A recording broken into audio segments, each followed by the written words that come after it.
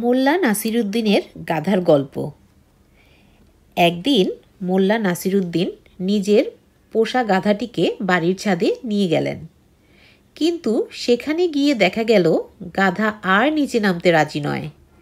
মোল্লা বহু চেষ্টা করলেন, পীড়াপিড়ি করলেন, কিন্তু গাধা অনড়। অজ্ঞতা মোল্লা নিচে নেমে অপেক্ষা করতে লাগলেন। আধ ঘন্টা, 1 ঘন্টা এভাবেই সময় গড়িয়ে গেল। গাধা তবু নিচে নামছে না, উপরন্ত ছাদে দাঁড়িয়ে ক্রমাগত লাথি মারছে।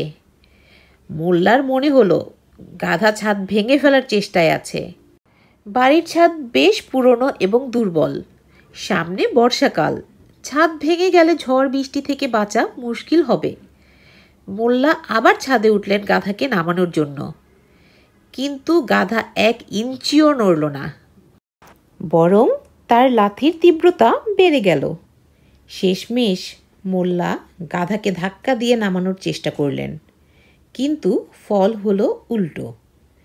গাধা হঠাৎ লাথি মেরে মোল্লাকে ছাদ থেকে নিচে ফেলে দিল। মোল্লা গুরুতর আহত হয়ে মাটিতে পড়ে রইলেন। তার হাত ভেঙে গেছে, কোমরেও চোট লেগেছে। আর ছাদ, গাধার লাগাতার লাথিতে সেটাও ভেঙে পড়ল।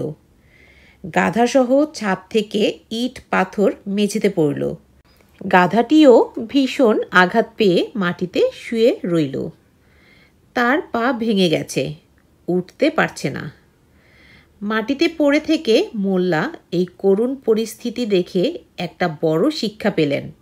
তিনি বুঝলেন গাধাকে কখনোই উঁচুতে তোলা উচিত নয়, কারণ যে জায়গায় তাকে তোলা হবে সেই জায়গার ক্ষতি করবে।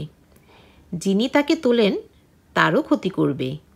শেষে গাধা নিজেও ক্ষতিগ্রস্ত হবে।